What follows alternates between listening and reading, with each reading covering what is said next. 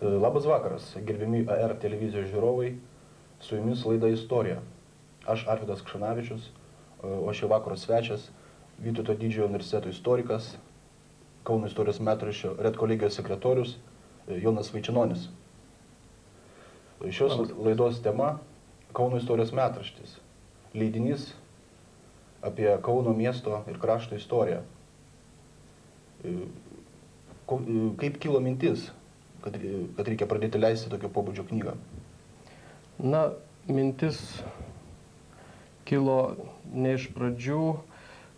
Pradžioje buvo suorganizuotos Kauno istorijai skirtos mokslinės konferencijos. Tai buvo 1996 m. gruodis, kuomet Vytauto didžiojo universitete buvo suorganizuota pirmoji istorinė konferencija skirta Kauno miesto ir krašto istorijai. Ir būtent šitos konferencijos metu universiteto profesorius Egidijus Aleksandravičius iškėlė problemą, kodėl buvo užmiršta Kauno istorija. Na ir tokiu būdu buvo pabandyta sukaupti į vieną vietą atliktus mokslinius darbus ir konferencijos pranešimuose buvo pristatomi archeologų, architektūros istorikų, kalbininkų ir istorikų darbai. Na ir po šios konferencijos buvo surengtas apskritas stalas, kurio tikslu buvo apsvarstyti problemą, ko reikėtų, kad Kaunas turėtų parašytą savo istoriją. Taigi, tos konferencijos pagrindų buvo padėtas tas kertinis akmuo, nuo kurio mes galime šiandien kalbėti apie Kauno miesto istoriją. Na, prabėgus metam buvo organizuota antroji konferencija, kuri pratęsė pirmosios darbą. Ir po šių dviejų konferencijų kilo mintis, kad reikėtų tuos mokslinius tyrimus, tuos mokslininkų atliktus darbus išleisti kažkokiu tai leidiniu. Na ir tokiu leidiniu tapo Kauno istorijos metraštis. Na ir čia mes matome priešais save pirmąjį, antrąjį ir trečiąjį Kauno istorijos metraščio tomus. Štai mano rankose pirmasis Kauno istorijos metraščio tomas, kuriame būtent sutilpo pirmųjų dviejų Kauno miesto ir krašto istorijos konferencijų pranešimų medžiaga. Na, ką galima pasakyti apie tą pirmąjį tomą? Tai buvo galbūt pirmas blynas, gal kiek ir prisvilęs, tačiau turim tai, ką turim, ir jame šalia profesionalių istorikų į vieną gretą stojo ir Vytauto didžiojo universiteto studentai, magistrantai, kurie pateikė įvairius tyrimus, mokslinius tyrimus iš Kauno miesto istorijos. Tai studentam labai gerai, ta prasme, jau moksliniai pirmieji įgūdžiai. Taip, galime pasakyti taip, kad būtent studentai ne tik tai klausydami paskaitas gauna patys kažkokias tai žinias, bet ir patys gali prisidėti prie mūsų miesto ir krašto istorijos rašymo. Ir šiems darbams pagrindą taip pat davė būtent Kauno istorijos metraščio redkolegijos pirmininkas docentas Zigmantas Kiaupa, kuris Vytauto didžiojo universitete jau keletas metų dėsto Kauno miesto istorijos kursą ir šio kurso metu yra studentams duodamos įvairios užduotis. Studentai pasirenka iš įvairių laikotarpių bandymus apžvelgti vieną ar kitą Kauno miesto istorijos problemą. Na ir tokiu pagrindu gimsta tekstai, gimsta moksliniai straipsniai, studentai atsineša tas savo mintis į Kauno istorijos konferencijas. Na ir vėliau mes galime juos atrasti ir šiuose Kauno istorijos metraščių tomuose. Beje, kokį laikotarpį apima Kauno istorijos metraštis? Na, Kauno istorijos metraštis tai yra gana plati savoka. Ir mes galime kalbėti nuo seniausių laikų, tai yra Kauno istorijai pamatą duoda archeologų radiniai, jų parašyti moksliniai darbai. Na ir visa istorija, visi šimtmečiai, tūkstantmečiai, kurie siekia ir mūsų dienas. Taigi šituose metraščio tomuose mes turbūt galime rasti mūsų šitos gyvenamos vietos, gyvenamos teritorijos visą tūkstantmetį. Grįžtant prie Aleksandravičiaus profesoriaus klausimų, kodėl buvo užmiršta Kauno istorija, kaip galima būtų taip pakomentuoti? Na, aš galbūt atsakyčiau taip, kad visiškai Kauno miesto istorija nebuvo pamiršta ir paprasčiausiai atskiri mokslininkai, atskirių sričių specialistai, tiek etnologai, tiek kalbininkai, tiek istorikai, tiek architektūros istorikai, jie kiekvienas savo srityje dirbo ir nemažai jų savo tyrimuose kaip objektą turėjo Kauno istoriją. Tai aš manyčiau, paprasčiausiai ta medžiaga iki tol buvo išsklaidyta ir tiesiog buvo sunku kalbėti apie kažkokią tai visumą. Ir manau, kad būtent dėka tų Kauno miesto ir krašto istorijos konferencijų dėka buvo būtent atliktas tas bandymas, nueitas tas kelias, kad sugebėta surinkti į vieną vietą įvairių sričių specialistus, kurie galėtų savo mokslinius tyrimus pateikti vienoje vietoje, vienoje erdvėje. Ir būtent tada mes jau galime pradėti kalbėti, kad mes turim kažkokią tai Kauno miesto istoriją kaip vieną visumą. Drąsiai galima pasakyti, kad tokios knygos dar apskritai nėra, kad būtų vienoje vietoje. Nu, tai viskas chronologiškai, Kauno istorijos kaip tokios nėra. Taip, iki šiol mes jos neturime ir tai galėtume kalbėti apie tam tikrą mūsų tolimesnį istorikų sumanimą ateityje, galbūt po kelių metų, parengus dar keletą Kauno istorijos metraščio tomų, kalbėti apie būtent Kauno miesto istorijos sintezę, Kauno miesto istorijos parašymą.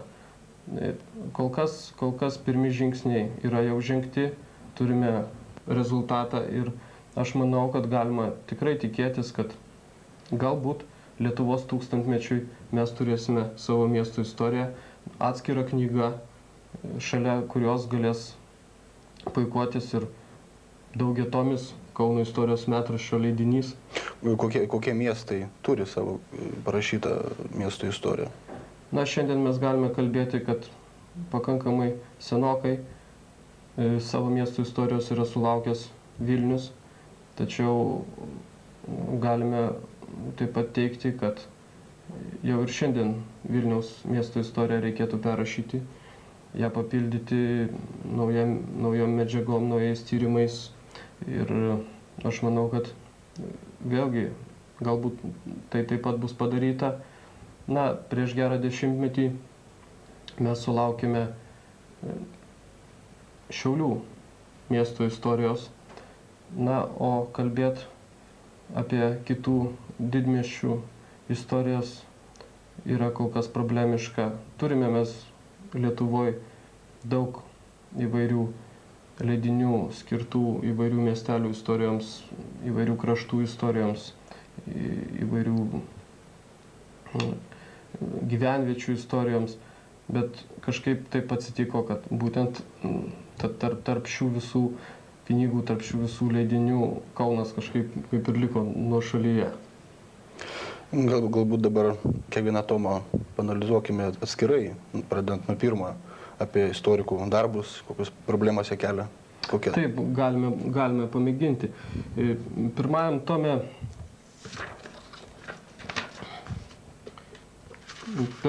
tome mes rasime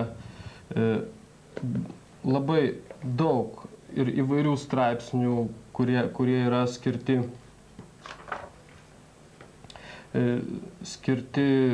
įvairiausiems miesto istorijos tarpsniams. Čia galima išskirti ir archeologų darbus, kur yra aptarinėjami žirgų kapai, tai Mindaugo Bertašiaus straipsnis. Taip pat galima būtų išskirti Liudą Glemžą, kuris kreipia dėmesį į Kauną miestiečių sąjūdyje 18 amžiaus pabaigoje. Taip pat yra dar daug įvairių įdomesnių tyrimų, tarkim, Nijolės Lukšionytės Tolvaišienės tekstas ir bandymas atsakyti į klausimą, kas statė XIX amžiaus Kauną.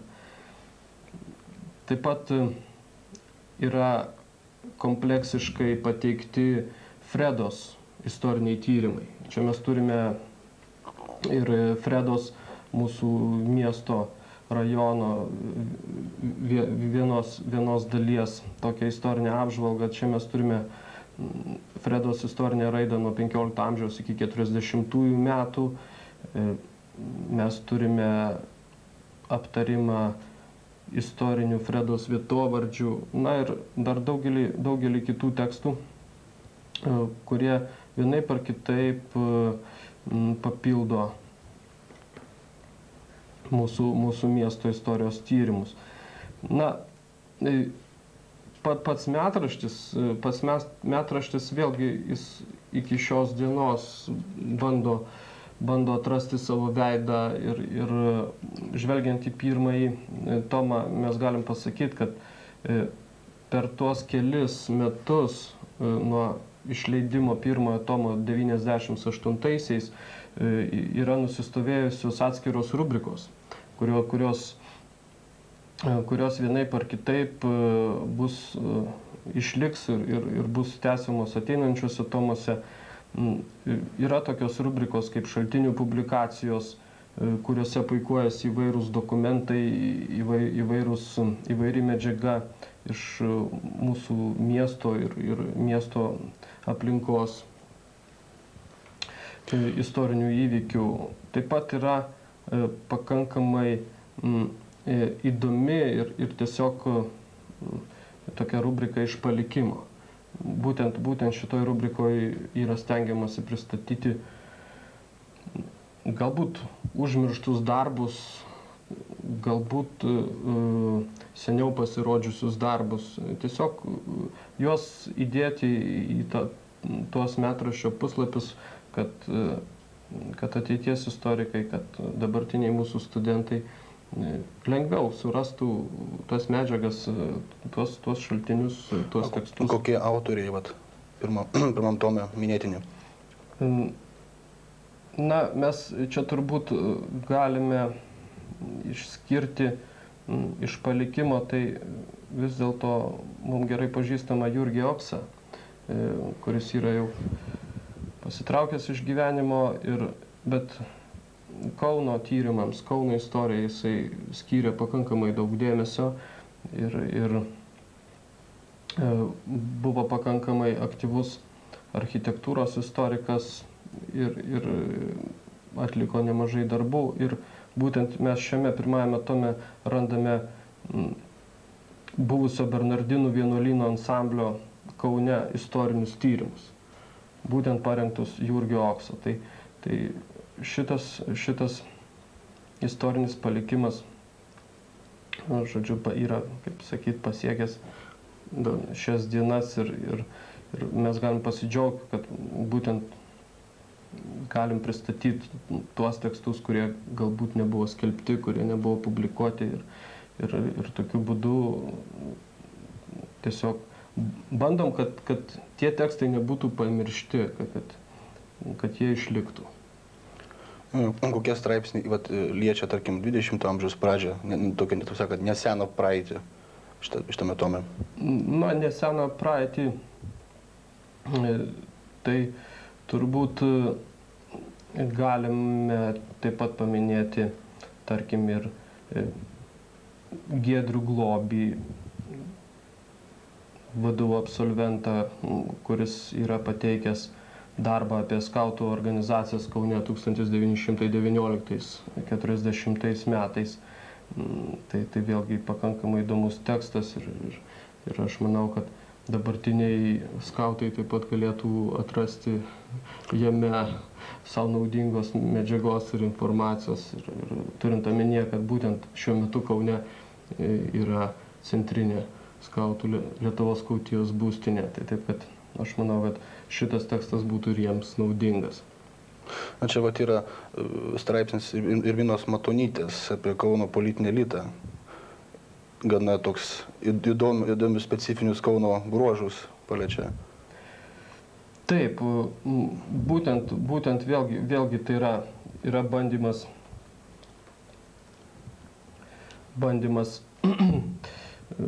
apžvelgti 8-9 mečio Kauną,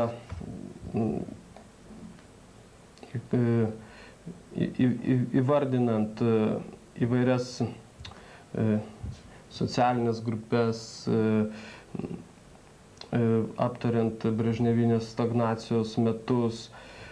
Na ir, žodžiu, kaip visi tie politiniai įvykiai vienaip ar kitaip veikia Kauno aplinką, Kauno visuomenę.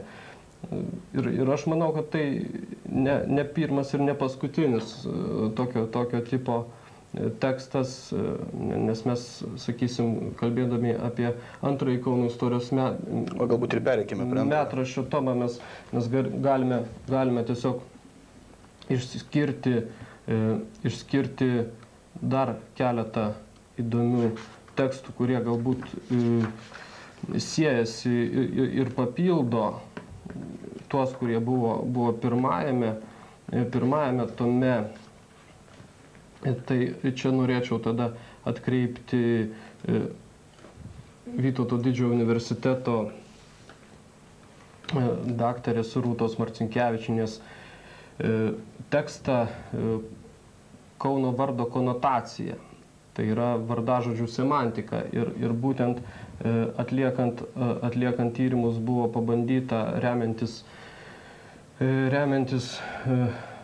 įvairiom kompiuterinės lingvistikos metodikom, buvo pabandyta pristatyti pagal spaudą, pagal spaudos tekstus, pagal tas duomenų bazes, kaip atrodo, kaip Kaunas yra suvokiamas ir kokius mes galime... Tarkim, taip. Kad ir toks pasakymas Kaunas yra Kaunas, čia beje ir nagrinėjimas. Taip. Tas žymusis pasakymas. Taip, būtent šitame tekste yra būtent nagrinėjimas posakis Kaunas yra Kaunas. Galbūt galima būtų pacituoti, būtų žiūrovams visai galbūt, kas tai yra, kas po to slypi. Taip, būtent jeigu galima tiesiog pacituosiu taip.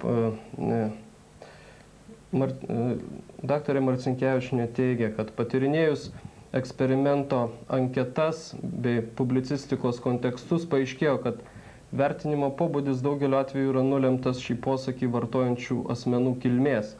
Kauniečiai linkę jį vartoti ir suprasti kaip konotuojantį miesto privalumus, ne kauniečiai dažniau turi galvoje trūkumus.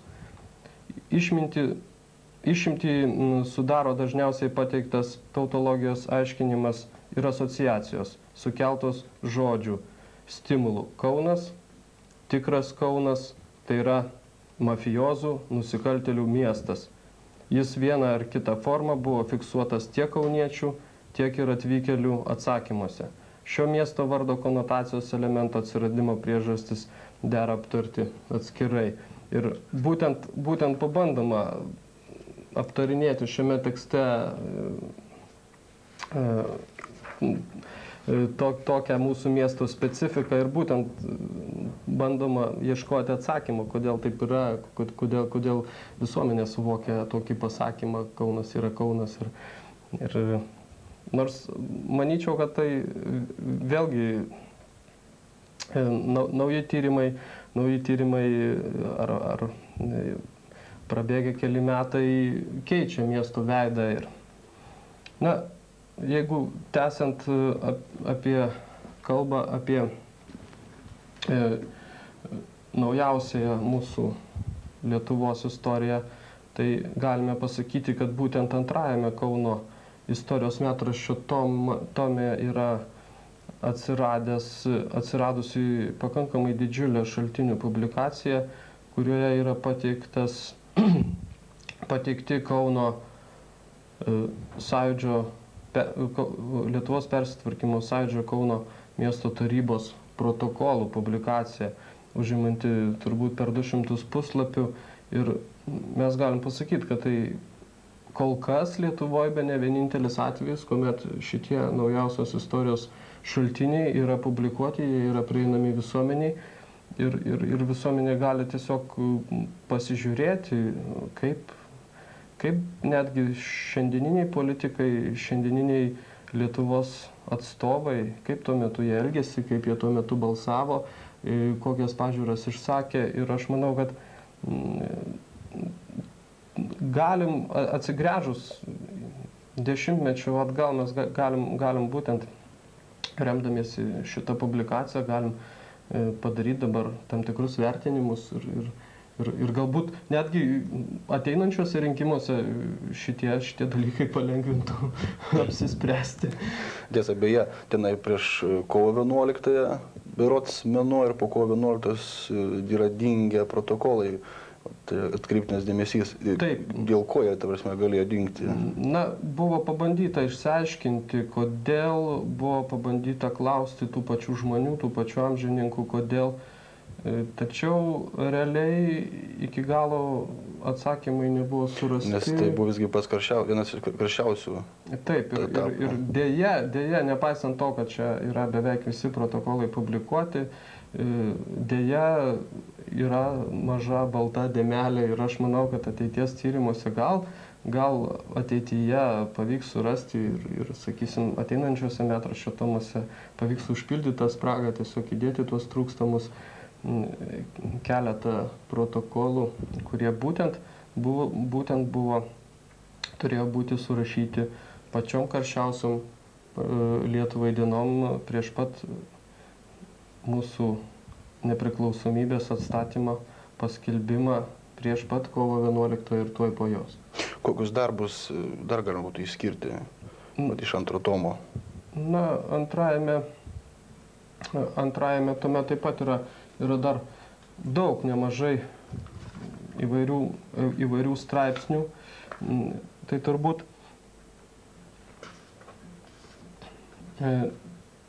čia galime taip pat paminėti vėlgi jau minėtą ir pirmojo tomo autorių Mindaugą Bertašių ir jo tekstą Kauno apylinkių teritorinių struktūrų formavimosi ypatybės. Būtent tai yra naujos mintys apie mūsų Kauno apylinkės, apie mūsų Kauną supančius piliakalnius, apie mūsų Kauną supančias upes, apie gyventojus, kurie gyveno šitoj teritorijoje ir kaip galima būtų kalbėti apie tam tikrą vidurio Lietuvos archeologinę kultūrą. Ir aš manau, kad tai buvo toks pirmas žingsnis ir manau, kad neužilgo turėtų pasirodyti šio autoriaus monografija ir aš manau, kad jinai galėtų papildyti užpildyti tuos klausimus, tas problemas, kurios nebuvo, kurios nepateko galbūt į jo tą straipsnį mokslinį tekstą. Tai lieka dabar trečią tomą dar pakomentuoti. Na, trečias tomas tai turbūt pats naujausias, pats šviežiausias. Ir būtent į trečiąjį Kauno istorijos metraščio tomą sugulė paskutiniųjų, tiksliau ne paskutiniųjų, bet 4. ir 5. Kauno miesto istorijos konferencijos medžiaga. Didesnė dalis straipsnių būtent yra parengti tose konferencijose skaitytų pranešimų pagrindų. Ir mes čia rasime taip pat labai daug įdomių tekstų. Ir čia galima išskirti ir profesoriaus Algimanto Miškinio architektūros istoriko tekstą apie žemės ūkio ir pramonės parodas Kaune bei jų architektūrą 21–36 metais. Ir jo tekstas yra labai puikiai ir gausiai iliustruotas, rasime labai daug iliustracijų, vaizdinės medžiagos. Ir tiesiog galime pamatyti, kokie buvo įvairių bendrovių, paviljonai ir taip toliau. Taip pat daug įdomių tekstų yra, sakysim, galima būtų išskirti ir mūsų istoriką daktarą Saulių Pivarą, kuris pristato tekstą Laikinoji sostinė, laikinas valstybingumas. Lietuvos valstybingumo pavojai švedų akimis 20 amžiaus pradžioje. Būtent kaip mūsų valstybingumas buvo matomas iš Švedijos pusės. Na, taip pat įdomus tekstas yra Astos Petraitytės apie užsienio valstybių diplomatinį korpusą Kauno kultūrinėme gyvenime 23–40 metais. Taip pat galime paminėti ir Aušrinės Kulvietytės Lavinskienės tekstą apie Tado Daugirdo kūrybą Kaune. Taip pat Jolanta Karpavičienė ir moters padėtį Kaune 16 amžiaus pirmoje pusėje. Žodžiu, tikrai temos įvairios ir labai gausiai, ta prasme, man atrodo, pagal darbų apimti, tai ar nebus vienas iš gausiausių, pasižiūrėsiu turinį? Taip, aš manau, kad beveik kad taip, kad būtent trečiasis tomas beveik bus ir gausiausias straipsniais. Ir netgi, jeigu kalbėsim jau apie seminaro poskyrį, atsiradimą, žodžiu, kuris apjungia būtent studentų darbus. Tai čia mes rasime net 7 Vytauto Didžiojo universiteto magistrantų darbus liečiančius įvairiausias Kauno miesto istorijos problemas. Žiūrėjau, nesėdi rankas sudėję būsimi istorikai. Taip, būsimi istorikai tikrai nesėdi rankas sudėję, tikrai rašo. Iš palikimo pristatomas yra Aleksandro Ružancovo tekstas Kaunas 1831 ir 1863–64 metų sukilimuose tekstas. Šita knygelė buvo išleista dar tarpukario laikais. Na ir tiesiog buvo sumanyta, kad kadangi pernai mes minėjome 1831 metų sukilimo sukaktį, nusprendėme būtent tą tekstą publikuoti, tiesiog kad priminti visuomeniai, kad ir toks tekstas buvo ir kad ta medžiaga yra. Ir to teksto parengėjai tiesiog sugebėjo pateikti duomenis, kuriuose yra pateikiami archyvinių dokumentų sąrašai, kuriais buvo remtasi rašant tarpukaryje tą knygutę.